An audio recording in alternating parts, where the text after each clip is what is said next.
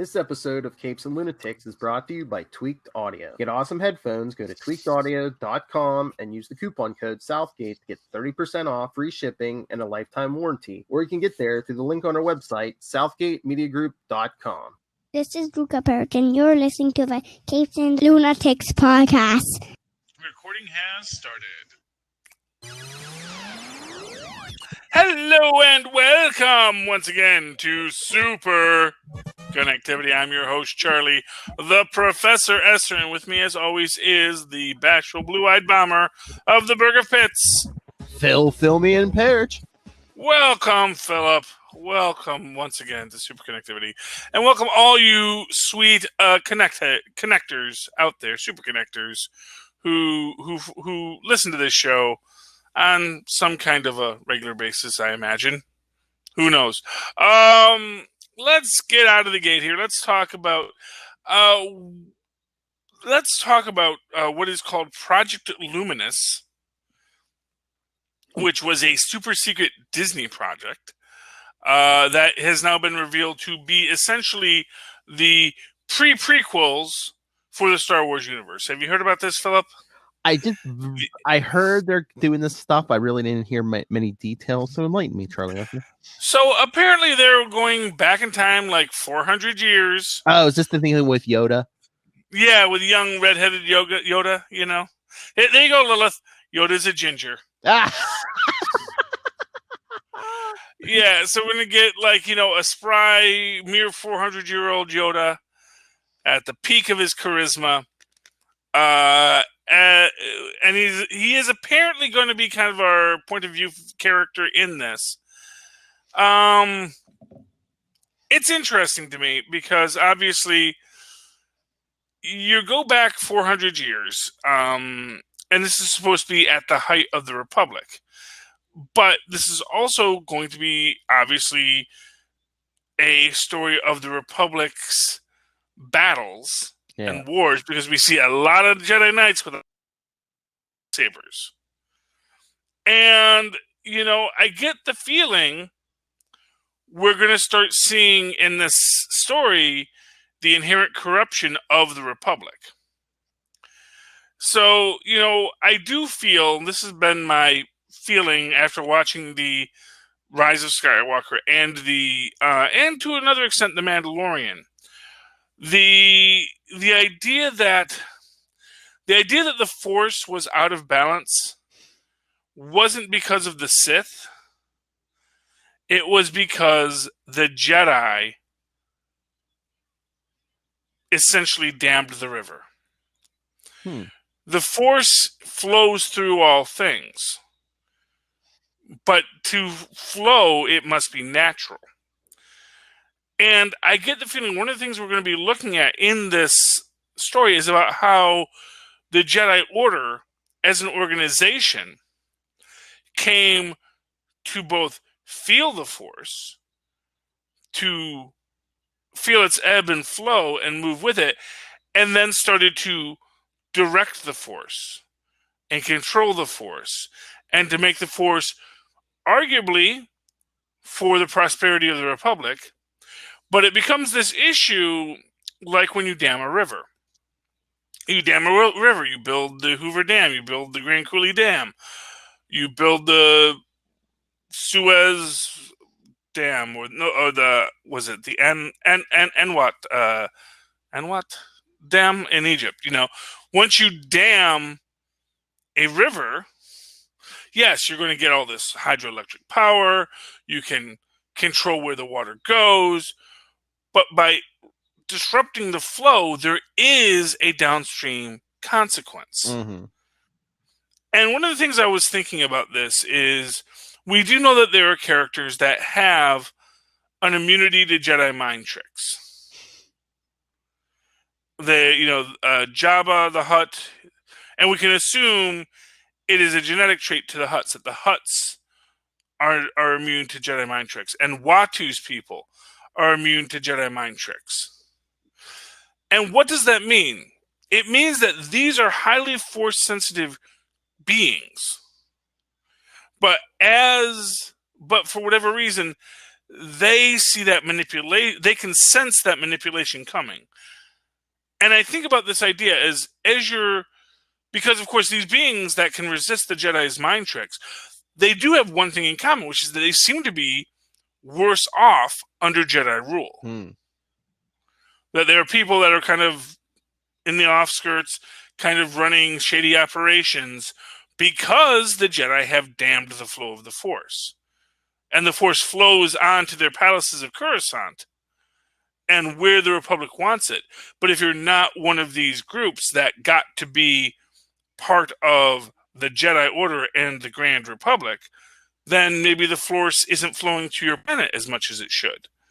Or as it naturally would, because now all this energy that the Jedi are utilizing has to be directed towards their end for the good of the Republic. And it's like, I mean, the whole prophecy was like Anakin Skywalker was supposed to bring balance to the Force. What if the Force being out of balance is what kind of like swayed him, like, or even like driven him mad or something? Well, no, the idea is, see, when you say Anakin will bring balance to the Force. Yeah, I know what you're saying. It was too weighed heavily on the Jedi side, so it's like, no, it's not. It's not about being weighed. It's sort of like 42. And you say, oh, that's the answer to life, the universe, and everything.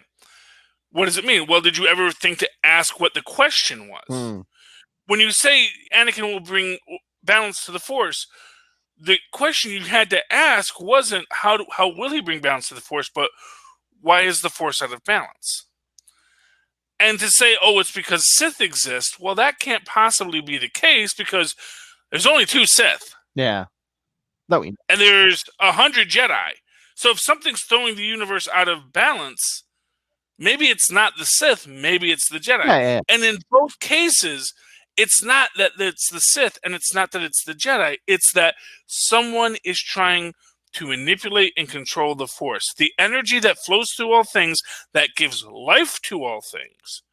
There are that some group of beings has decided for either their own good or for the good of the Republic or whatever, they would control the Force. They would hold the Force hostage, manipulate the Force, bring the Force to their will.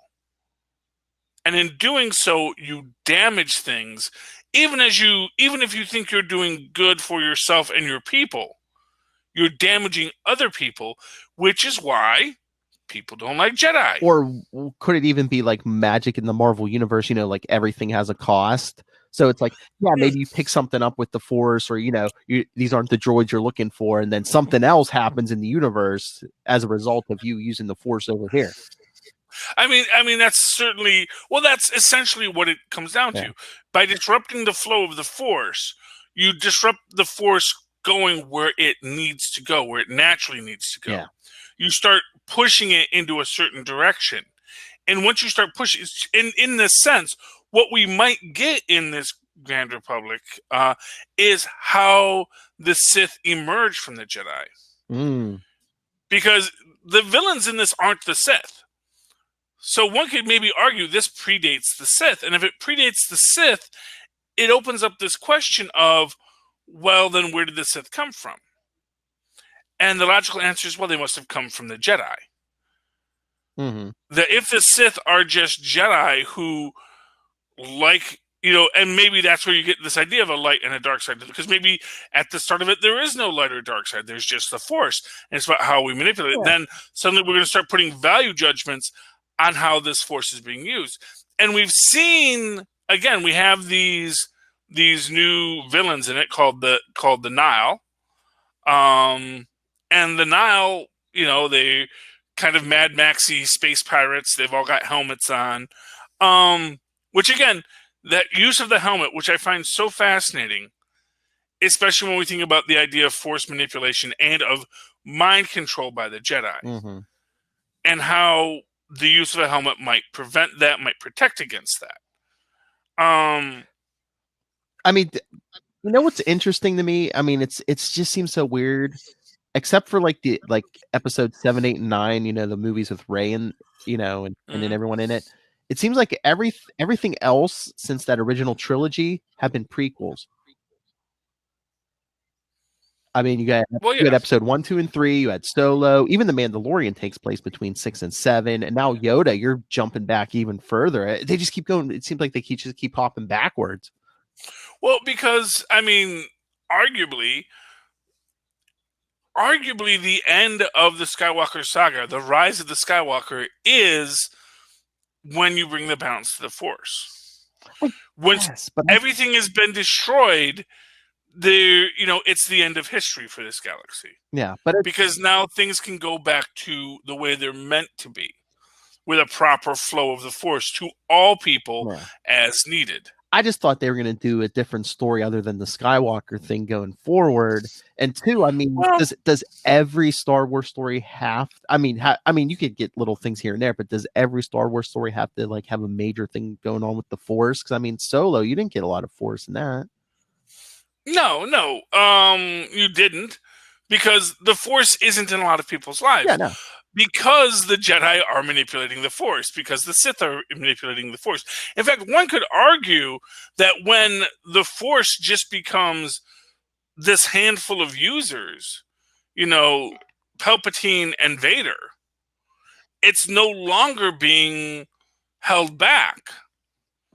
And so maybe one of the reasons that the Empire was able to rule for so long is because for many of the people in the universe, for the Hutts and for Watu's people and for all these, and maybe even for the Mandalorians, suddenly with the flow of the Force, life got more into balance again.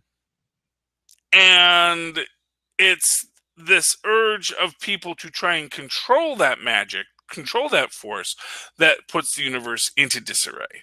I just, it just hit me when we were talking this. It'd be interesting is like if they want to do a prequel movie, do a prequel of, while Palpatine's building the Empire and stuff. You get all these Sith Lords just like fighting it out amongst themselves, almost like a big intergalactic gang war. Well, I think that's what we're going to get in this High Republic strike, because I think what the High Republic is going to be, it's going to be about that birth of the Sith. It's going to be about the schism between the Jedi and the Sith. That's what I wanted. And, Palpatine just said Vader to like smack people around. And, no, because this will be before Vader and Palpatine. This is going to be with Darth, what's his name? Darth Plagueis. Oh, Plagueis. Darth Plagueis. This is like 400 years but I'm saying I want one, right after episode 3 where Vader and Palpatine are building the machine and everyone's fighting it out amongst themselves. Oh, well, that's kind of Rebels. Okay. Yeah, I haven't really watched. There's a lot of stuff out there about the rise of the Empire and the rise and the creation of the rebellion. It's an interesting question how they're going to approach it. We don't know yet. We know we get a young Yoda, and we get the feeling that Yoda's supposed to be this point of view character. And I get the feeling that what we're going to see is how, when we first meet both Yoda and Obi-Wan, they've both given up the Jedi Order to an extent. They've both adopted a life in balance with the Force as a hermit. Now, Luke still has these dreams of grandeur, but there's a part of me that thinks that Yoda never really did. No, I mean, he didn't want Luke running off to go fight everyone. He wanted to stay, train, learn, meditate. And I think that this is going to be possibly one of the things they might explore in this idea is who Yoda's people are and who the Tridactyls are. Because I get the feeling the Tridactyls, as we see with Baby Yoda, are a highly Force-sensitive natural race. And do you think we're going to see, I mean, I don't know if they hinted around at this, but do you think Yoda's like a pacifist? Well, probably. Yeah. Because I think the Tridactyls are probably pacifists. I think that what you're going to see is this idea that the Tridactyls, because the Force flowed through them so easily, that's how they evolved and that's how they grew as a species. And I think that the idea of the Jedi Order kind of comes from the Tridactyls as these mystical, almost like Fae in that universe, but then these very peaceful tridactyls who lived in harmony with their world get brought into these people who want to learn their secrets, and so they show them the secrets. But then that gets twisted into the Jedi, and I get the feeling that there is going to be this idea of how what is meant to be a path of spirituality within the Force gets corrupted by those who seek to organize it into not a philosophy of communion, but a order of control. Mm-hmm. And I think that it's your basic, problems with organized religion kind of question. Okay. You can have a beautiful philosophy, but then as soon as someone puts on a funny hat and says, "Now listen, this is what you're supposed to be doing. If you don't do it the way I tell you to do it, we're going to cut your head off." Oh, then things get crazy. Okay, here's the big question. Do you think this Yoda thing, this Project Luminous, has been in the works for a while, or were they just like, "Hey, we need something like this Baby Yoda. Hey, how about Yoda? Original Yoda's origin story." Okay. Well, I do think Project Luminous has been around for a while. I think that there has been a lot of development. Although there are a lot of people who say that that they're trying to figure out what sticks in the Star Wars universe. Yeah. And so apparently with Project Luminous, there's a lot of different angles, a lot of different stories. Basically, it's an entire big canvas universe that they're going to put out there and see what people like. And whatever people like, that's what they're going to do more of.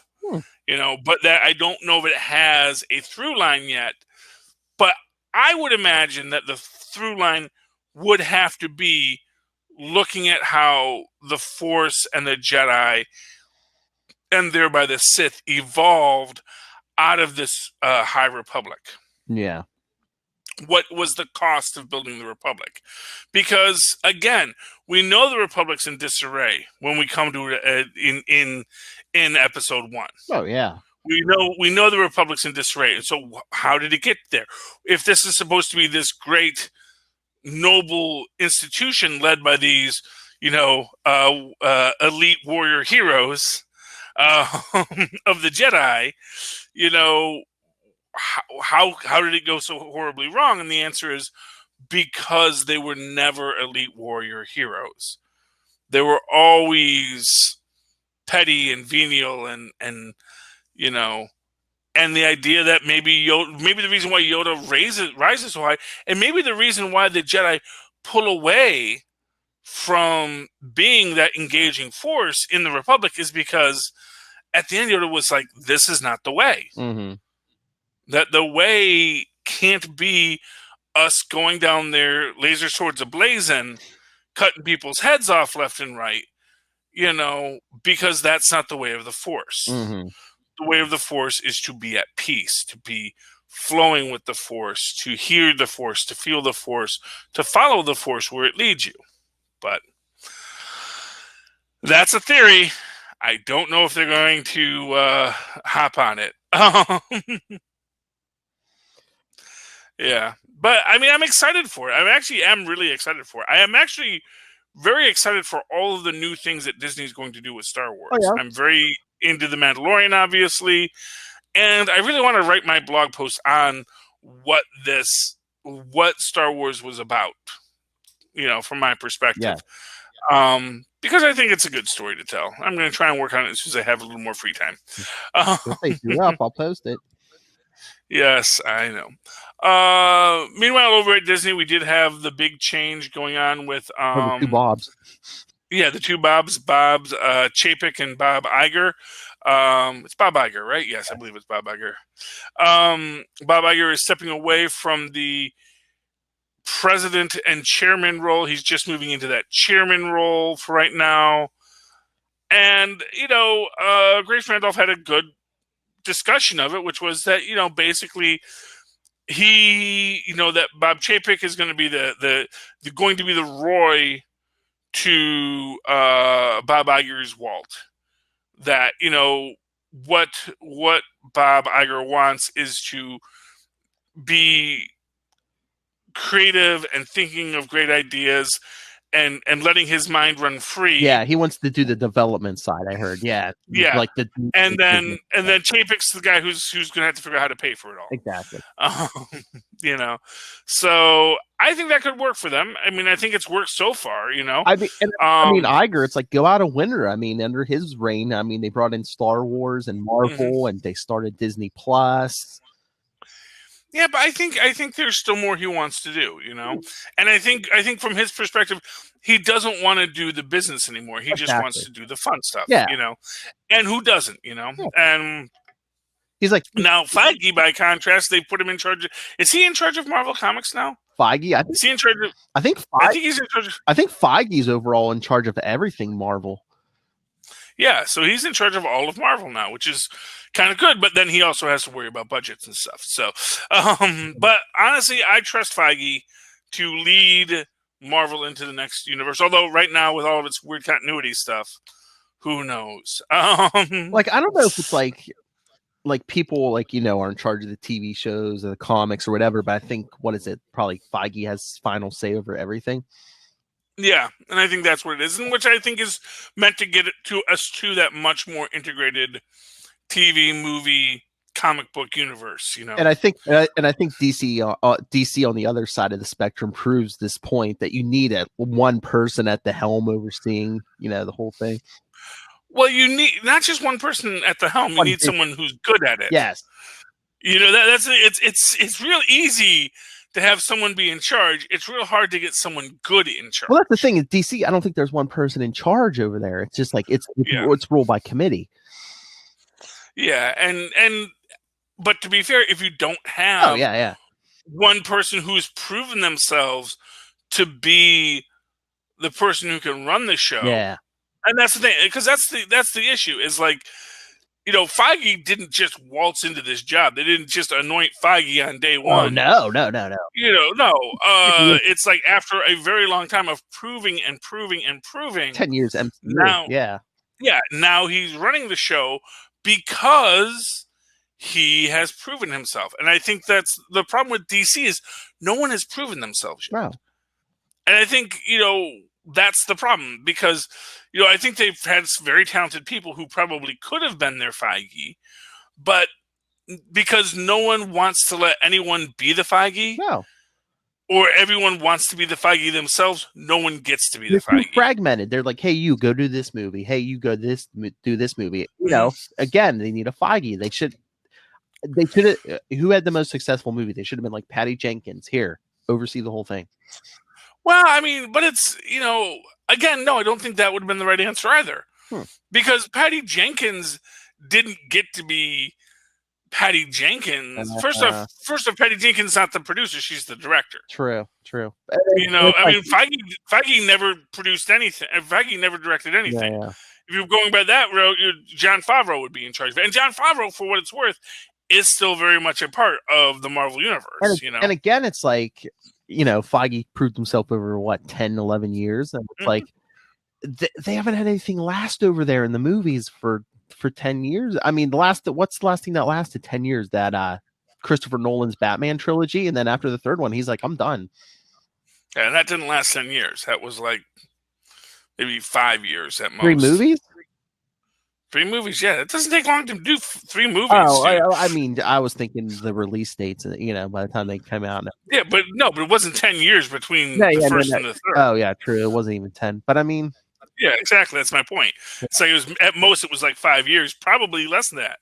You know, because I think they came out pretty much one after another.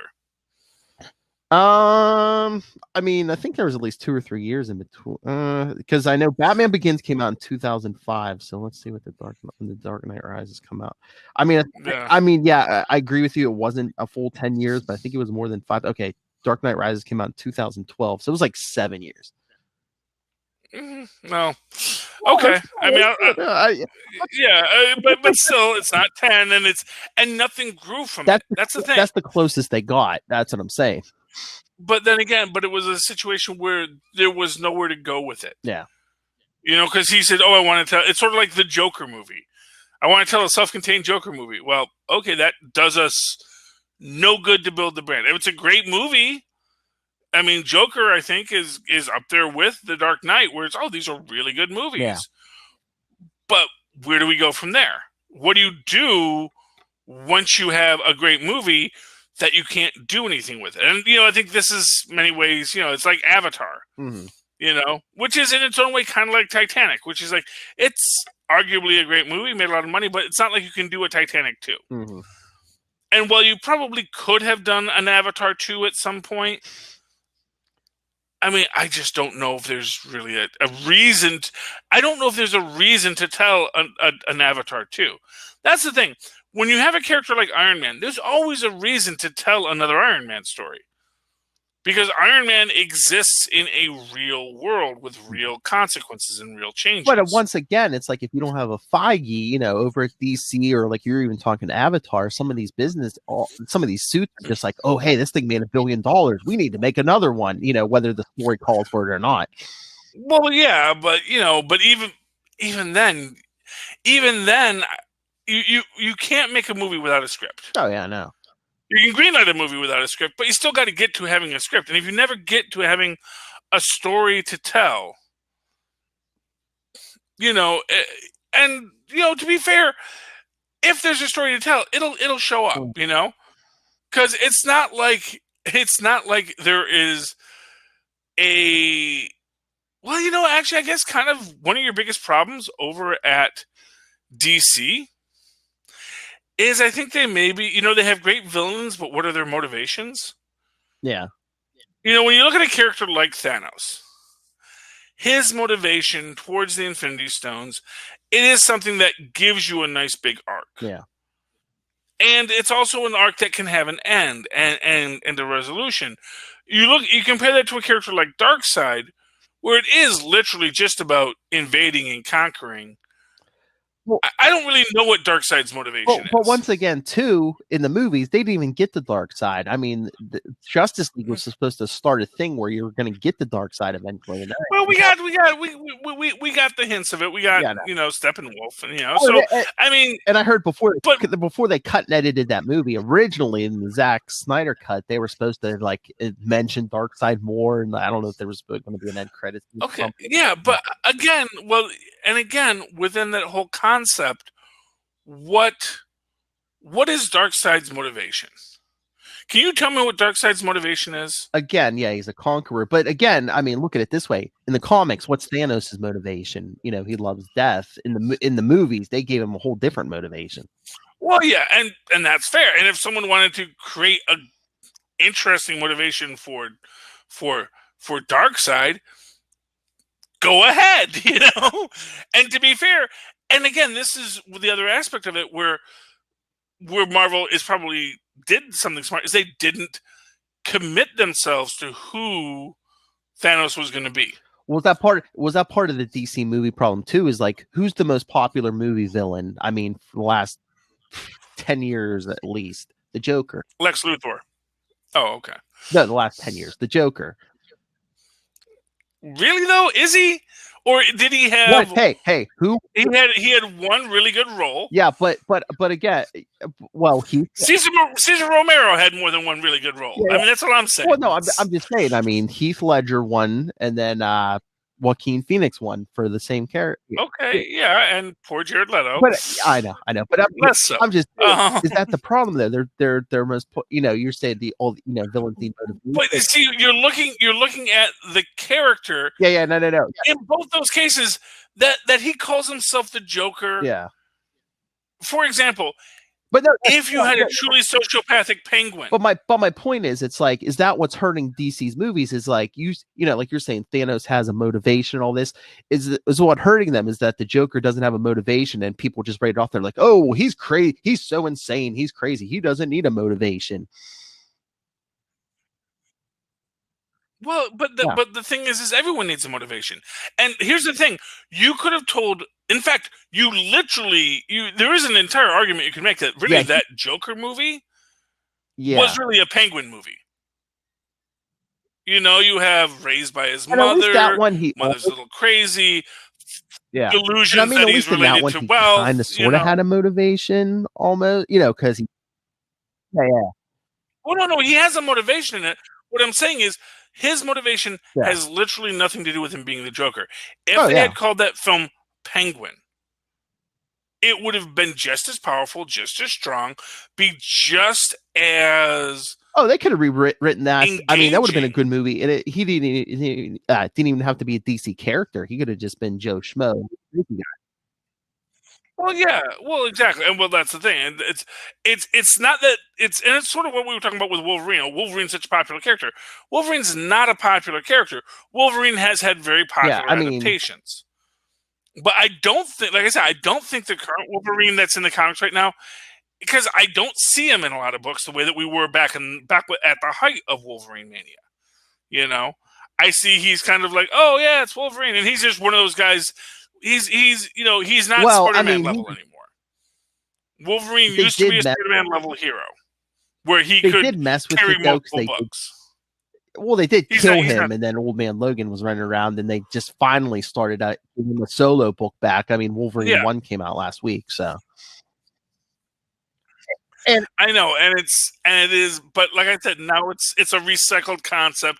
It's not what it was when it was driven by story, character, and arc.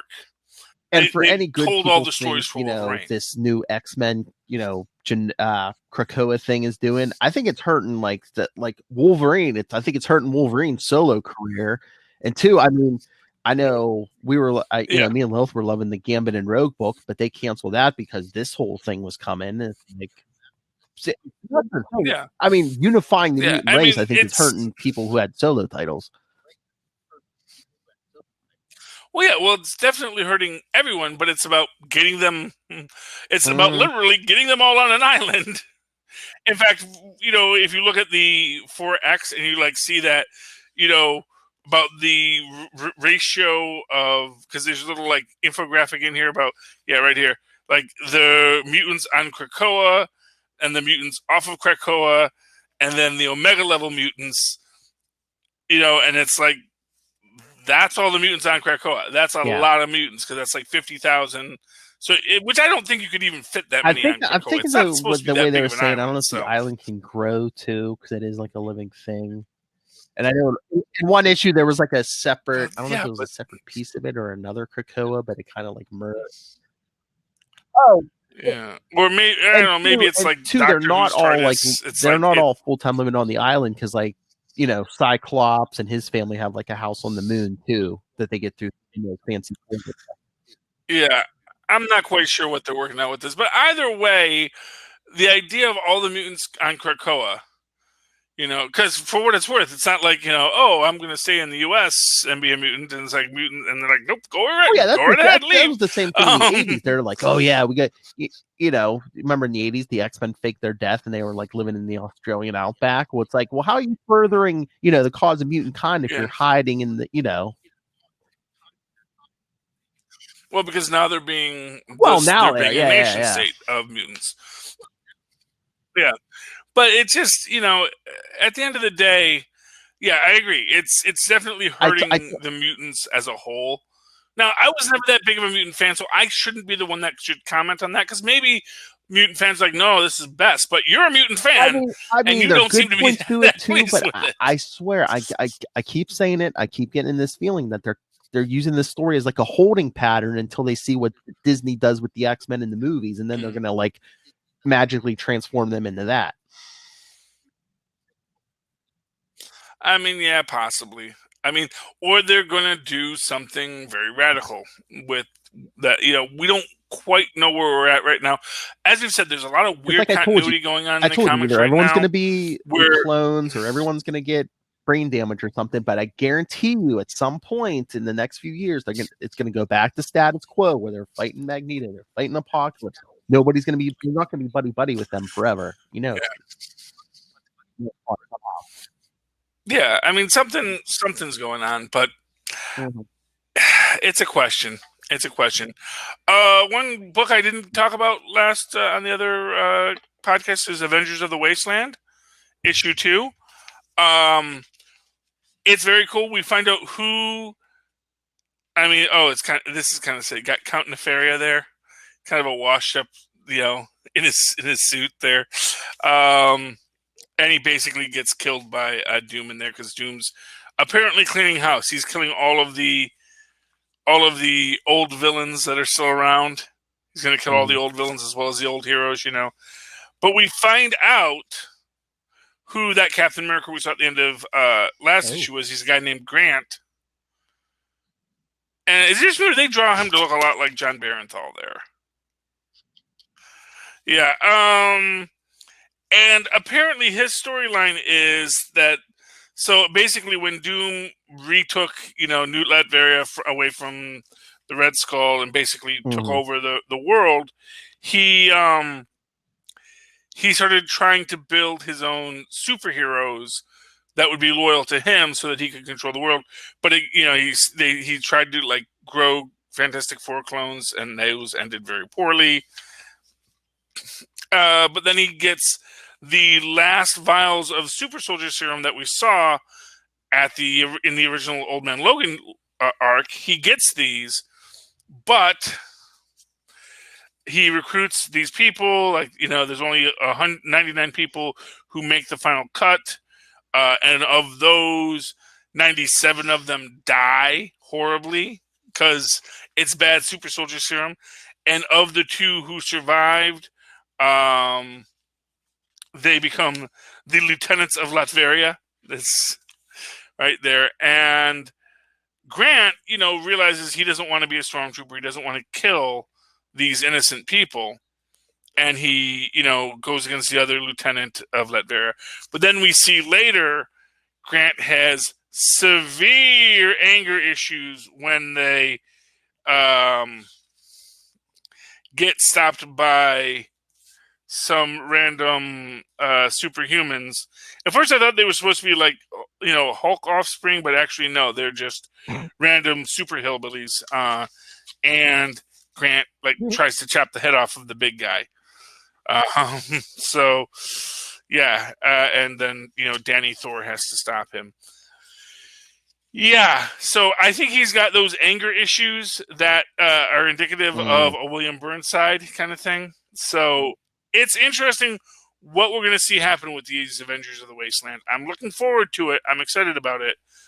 Next month, they fight Baron Blood and his dwindling vampire hordes because they've had to drink the blood of corpses lately, which is never good.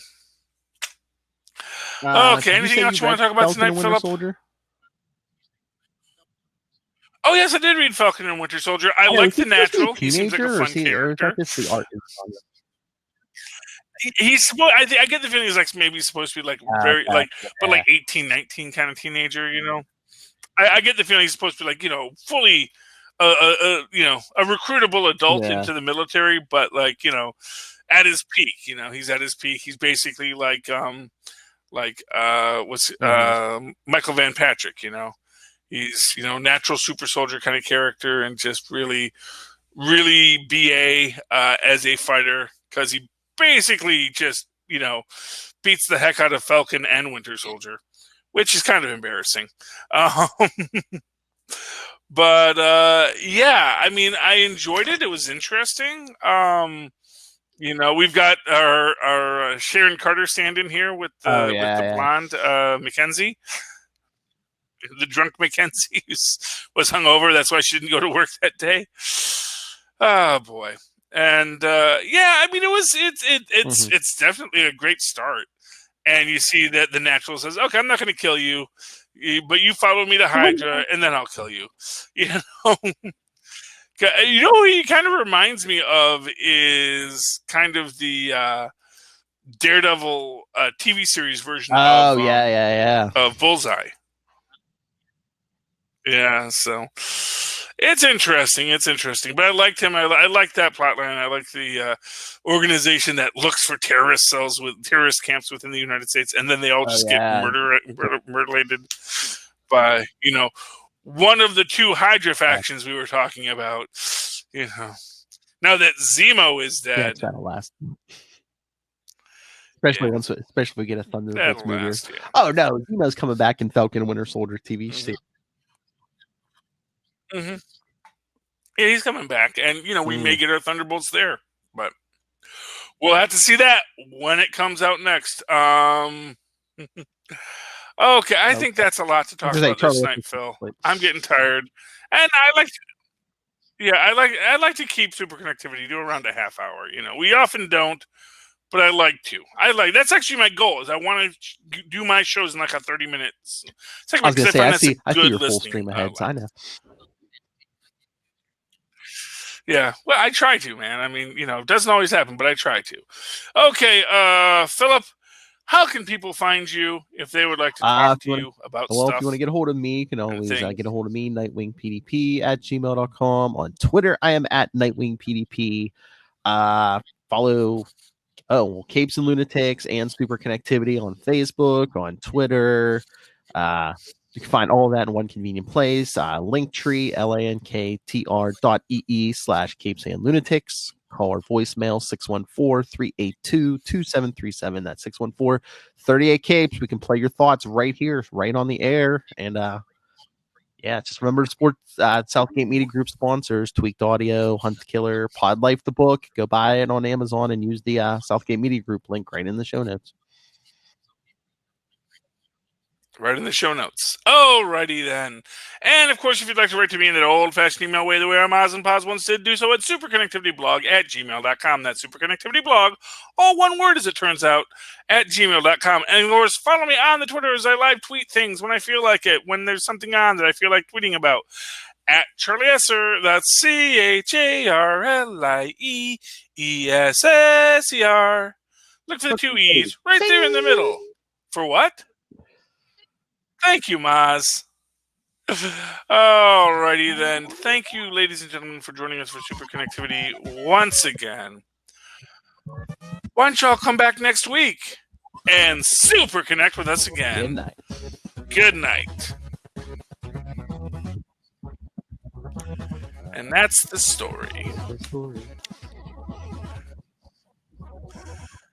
now we do the dance, and then we go to bed. No, I'm tired. I mean, and you got work in the morning, man. Yeah. Phil's a hardworking man. Podcast by day, podcast by night, works by day. Podcast by night. Yes.